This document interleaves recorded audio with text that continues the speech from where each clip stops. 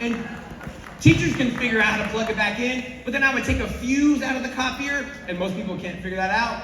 But what that led to was a collaborative conversation as a school that led to no worksheet Wednesday.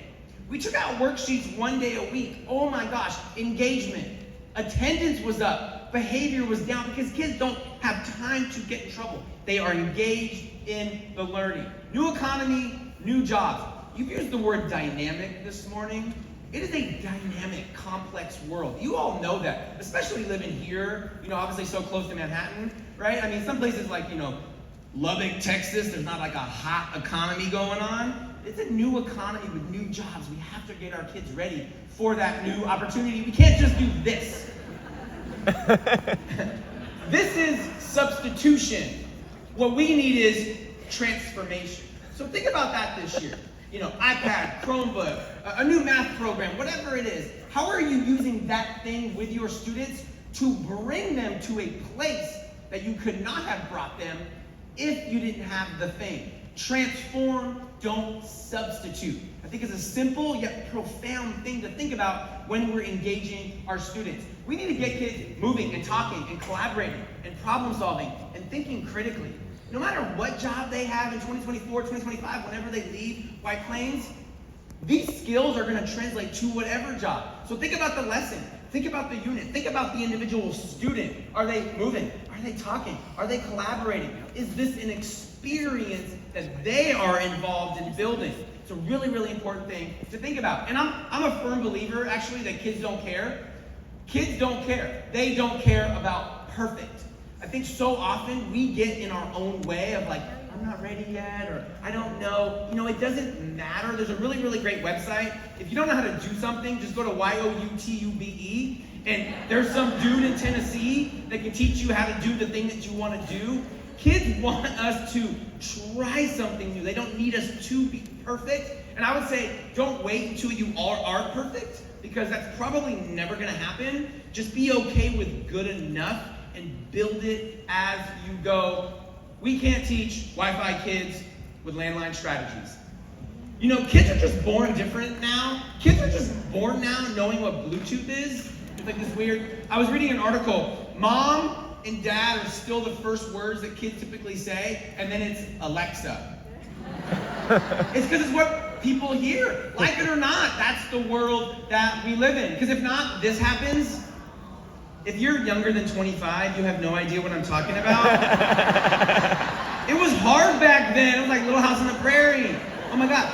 My kids are like, hold on, Dad, you had to get in your car and drive down the street just to get a video? And you remember you got home, that video was scratched, and you went back to get that same movie, and they didn't have something, and you had to pick out a different movie? That was hard. Who remembers the VHS stores? Now, we didn't have a lot of money growing up, so we had to rent one of the VHS players. Those things were heavy, Joe. Oh my gosh. Give me like a little dolly. If you didn't rewind the video, they find you. There was a sign behind the counter. Say it with me. Be kind. Rewind. You know what happened? Netflix, Amazon Prime, Hulu, Peacock, Fubu, Fubai, whatever. They didn't innovate. They went out of business. I've read books about Netflix and Blockbuster. The crazy thing is, Blockbuster knew that Netflix was coming. You know what they did is say, no, not us. We got 8,000 retail locations worldwide. Nothing's going to happen to us. Change is going to happen, with or without you. I want to be on the change train. And I want to be a part of that conversation. Our schools can't go out of business, but they can become irrelevant for our students. How are we every day, every lesson, every conversation, every interaction, every new strategic plan update? How are we remaining relevant for our students to get them ready for the world that they are growing up in? Not the world that we grew up in, this new, dynamic, complex world that they are growing up in. Teach for 25 years. Please do not teach the same year 25 times. 30, 40, 50 years ago, you could have a career in education and probably not change that much.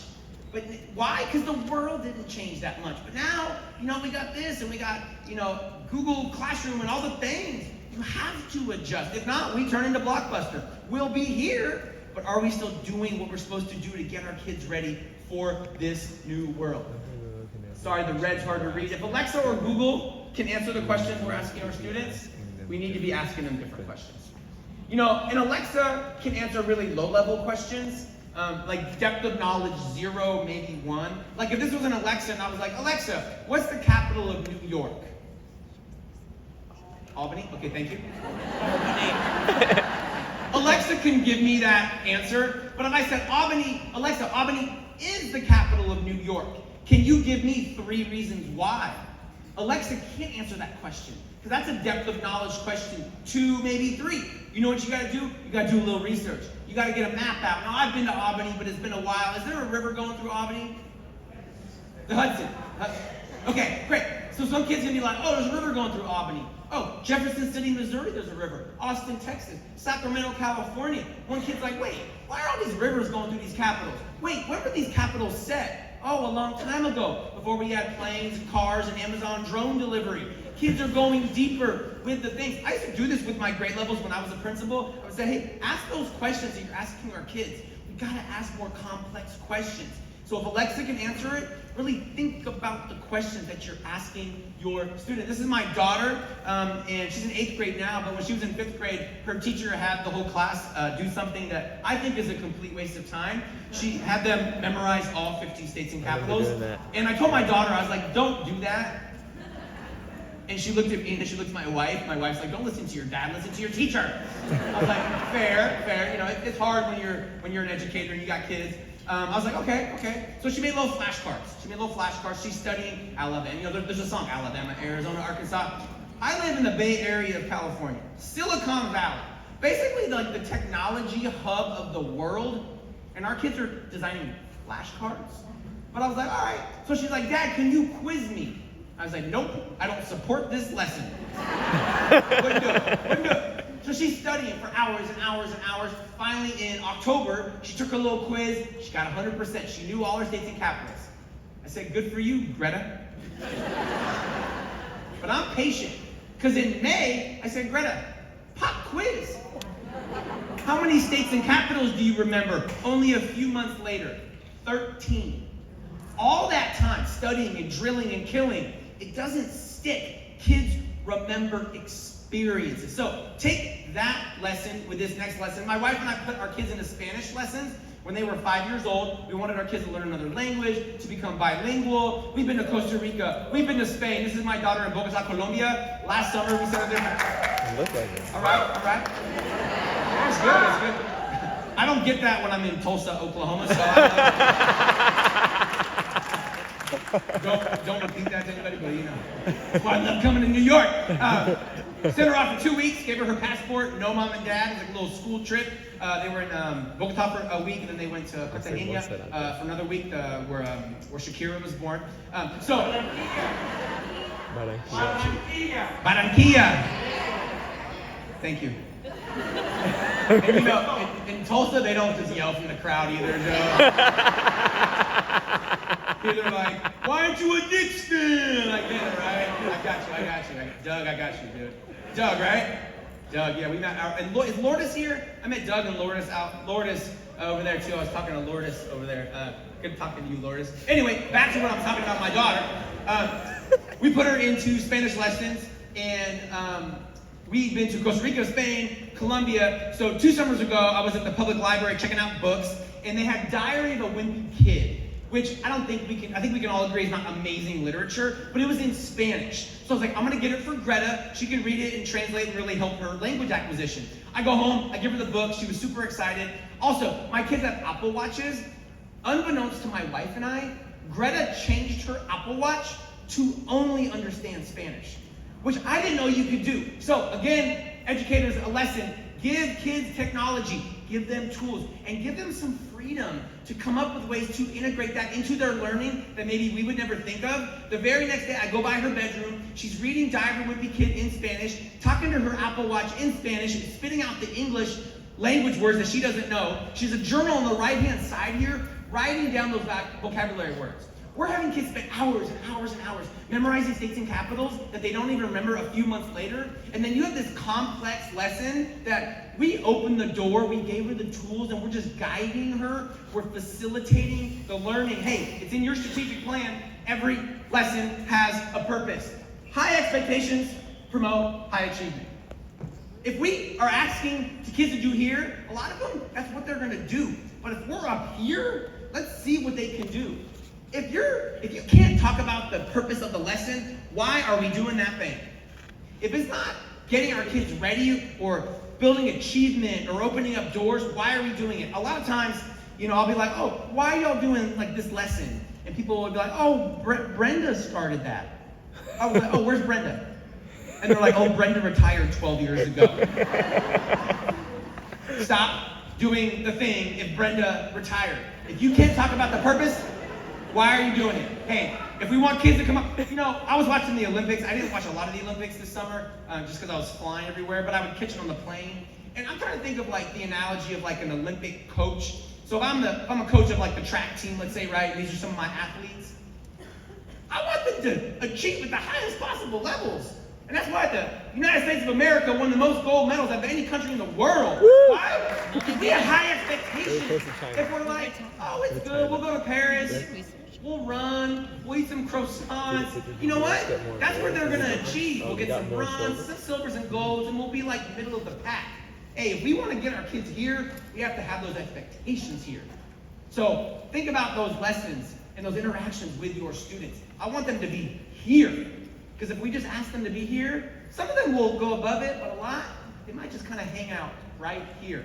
New collar jobs. Have y'all heard that term before, new collar jobs?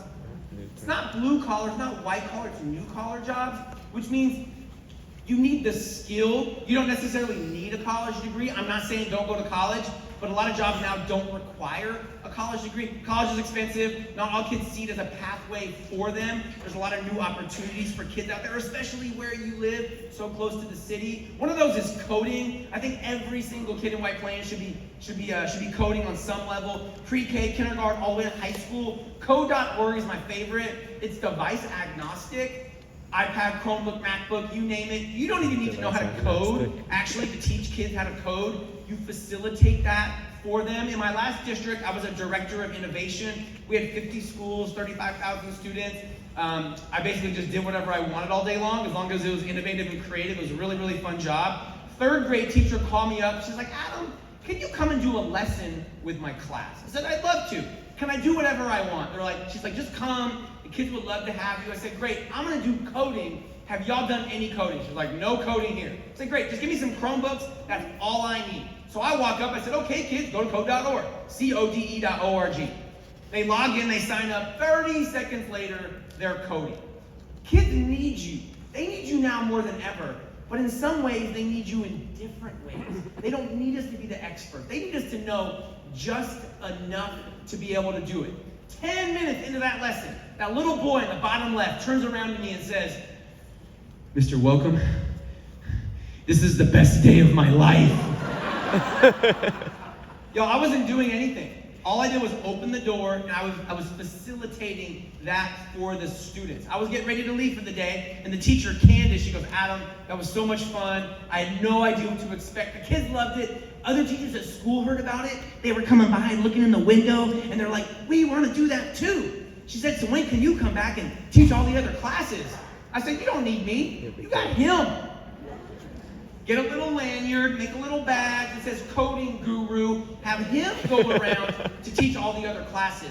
Don't do for kids what they can and should be doing for themselves. If they can do it, let them do it. I think we do too much to kids.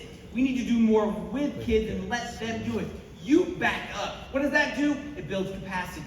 It builds capacity. It allows you to do a little lesson planning, to do some intervention, to build a relationship with a student.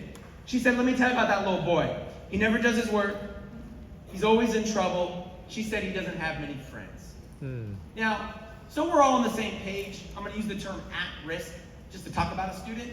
Ding, ding, ding, ding, ding. Right here. Hey, doing really hard problem solving, critical thinking. He doesn't speak worksheet or packet or diorama or mobile or tri-fold cardboard for the science fair. It is 2024. What language are we speaking with our students? The number of jobs in programming I'm going to show you in a minute is absolutely insane. New collar job. Y'all have any, you ever heard of John Deere, the tractor company? Even John Deere right now in Moline, Illinois is hiring programmers. So it's not just with technology companies in the city, it's with farm equipment companies in Moline, Illinois. I work with a lot of districts in the Midwest that have FFA, Future Farmers of America, and they're bridging their programming and their farming kids. So it's not a technology company, it's a blue-collar farm equipment company. The number of jobs are absolutely everywhere. I forget, y'all have robots in White Plains? Yeah, so this is my favorite robot. It's called a Sphero. You don't drive it, you program it, you tell it what to do. So this class right here, 100% English learners. There's 5 different languages spoken in this class. Teacher called me up, she's like, can you come do a lesson? I said, I'd love to. I'm gonna do robots. I give them a 3-minute mini lesson on how to program the robot. You put tape on the ground, you give them a protractor because there's math involved. You're bridging, you're cross-pollinating robotics with coding with math. Write the code, doesn't work. Write the code, doesn't work. Write the code, booyah, it works. That little boy right there, he was the best programmer of all. He solved all the programs. All it was tape. Level 1, level 2, level 3, level 4, level 5, different angles, different complexity. The teacher, Jenny, she's like, Adam, that was so much fun. She's like, honestly, Adam, this made me nervous. You know, kind of like that first date feeling. You're excited, but you're nervous, that little feeling in your tummy. She's like, that was the feeling I had. I was like, well, why? She's like, because I'd never done it before. It was like the first time trying it. I'm like, that's normal. She said, but this was amazing. You didn't know who spoke what language, IEP, behavior, all that stuff. Kids don't have time to get in trouble when they are engaged in the content. Jenny's like, other teachers at school heard about it. They're coming by and looking in the window. She's like, when can you do it for them? Well, you know what I'm going to say. You don't need me. You got him. Don't do for kids what they can and should be doing for themselves.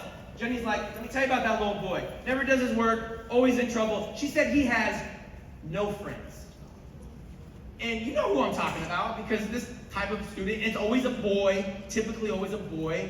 You know what? They just connect. They speak figuratively and then sometimes a different language. How are we connecting with those students? Your strategic plan, I apologize, it's hard to see. All people can learn and grow and contribute. Even that kid. All kids can learn and contribute, but we need to speak their language. We need to take the curriculum, the language that they speak, and make sure that we are engaging it with them. And when we do, it gets them ready for the world that they are growing up in. If people are like, why y'all doing robots in White Plains? Well, there's a company I know you've heard of that's planning to automate a lot of their stores. FedEx, Amazon, you Google, you know. I'm in airports every single week. Whenever I go through Minneapolis, there's always all these little robots going through the terminal. 2 weeks ago, I was connecting from one terminal to the other terminal, and I saw a little robot. I was like, you know what? I'm going to follow that thing. So I follow it. It pulls up to a gate. It opens up. Some woman in there pulls out her Chick-fil-A. I was like, what did you do? Oh, there's Chick-fil-A in the other terminal. So I just ordered it from my phone on this app, and it brings it to your gate before you fly, because I want a Chick-fil-A. I was like, what?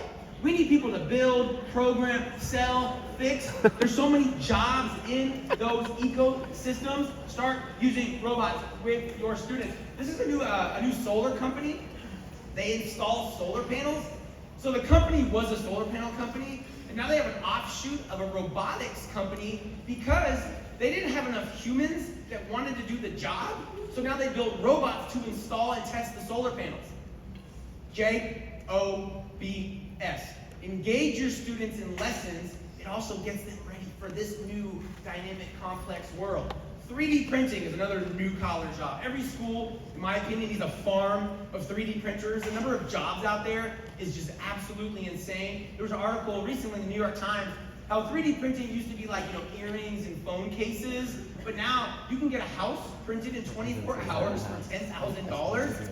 Our military has 3D printers. So if our troops are deployed somewhere, something breaks on their equipment, they can print a new part and get back to work. Even our military has 3D printers. In my last district, one of my instructional coaches had a cousin in Montana who had chickens. It gets cold in Montana. One of her chicken's foot froze off. Which is a little hard to see. So Megan was like, you know what? Send me a picture and let me see what I can do. So we took this picture to a middle school class that we had done some 3D printing with. We bypassed the teacher. We went to a couple of students. We told them what was going on. They looked at the picture and they were like, come back in 2 days.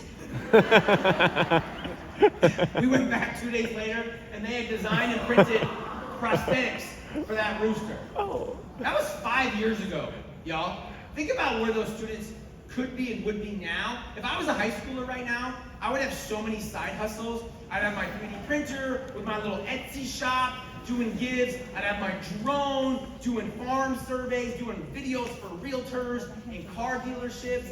So many opportunities that are engaging and fun and dynamic. Problem solving, critical thinking, moving, collaborating. How can we cross-pollinate and weave all of that together? Oh. This is actually a company in New Jersey right now.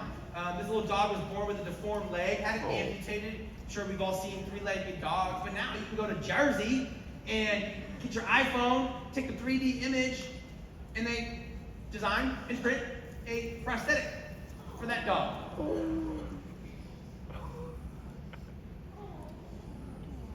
You know, when I'm thinking about this and like lesson planning, take the hardest lesson that you have to teach, and then how can you kind of reverse engineer different engagement strategies? As a former 5th grade teacher, that hard lesson was adding fractions with unlike denominators. I don't know why anybody needs to learn how to do that because I haven't done that since 5th grade, but it's a standard. It's hard to teach, it's hard to assess. All the kids, you know, how can I use these ideas and like, oh, now hook the kids. Now I understand it. And also, the 3D printing market is expected to be $45 billion within a couple of years. When I see a number that big with a B next to it, ding, ding, ding, J-O-B-S. How can we integrate that into our ideas and our lessons and our curriculum for our students? And here's how you get started. It's not hard. When I was a principal, I ordered a 3D printer. It was like 8 years ago. It arrived. I called a classroom, a 4th grade classroom. I said, send me 2 students. 2 kids showed up. I said, this is our new 3D printer. This is where I want it in the library. They have a website and a YouTube channel. Set it up. Make sure it works. Let me know when you're done. 2 hours later, they said, welcome, we're done. They trained the teachers. They trained the students. I didn't want anything to do with the 3D printer. I signed the purchase order. Because 2 months later, when it ran out of filament, do you know who they didn't call? Me. If kids can do it, let them do it. Because they're really going to own it. Not, oh, that's their thing. They left. They're not here anymore. That is how you get started. Backwards plan complex lessons, hard units of study. How can we engage kids in that way? Project-based learning. I was working with a middle school class, and they were learning about the Silk Road in social studies. One of the students, it wasn't even the teacher's idea. They said, can we code the Silk Road?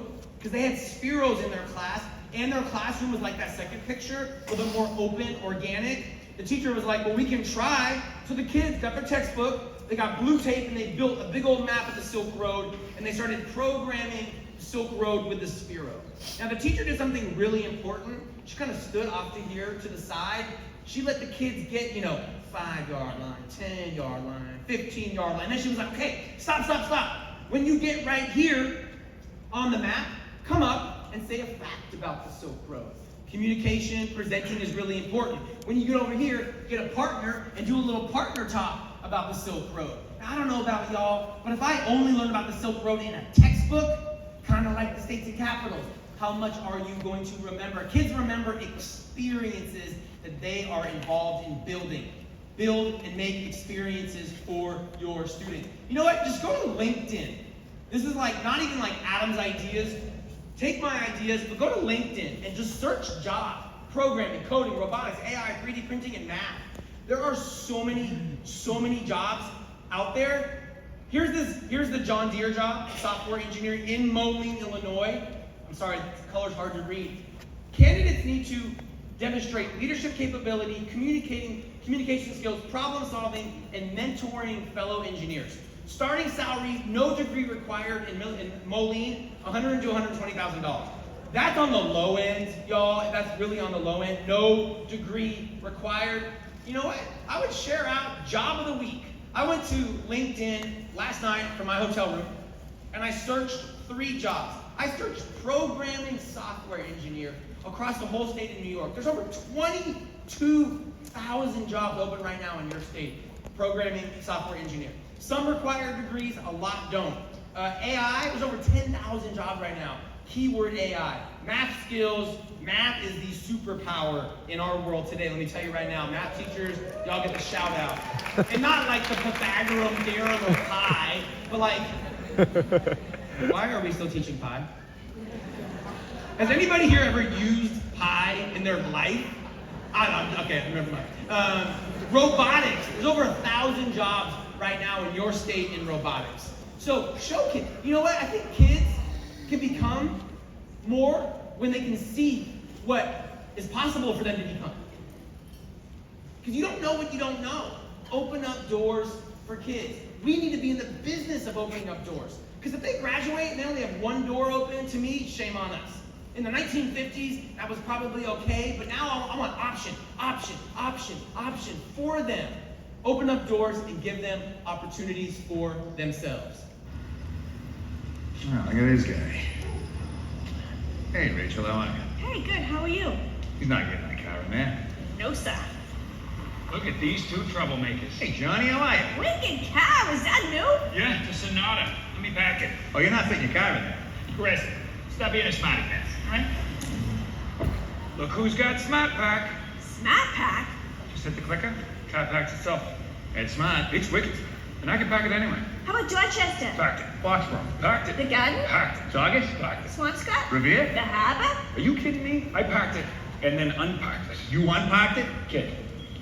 Game changer. That Sonata ain't got no driver. That's all right. He's got smart pack. Hey, stick him back there.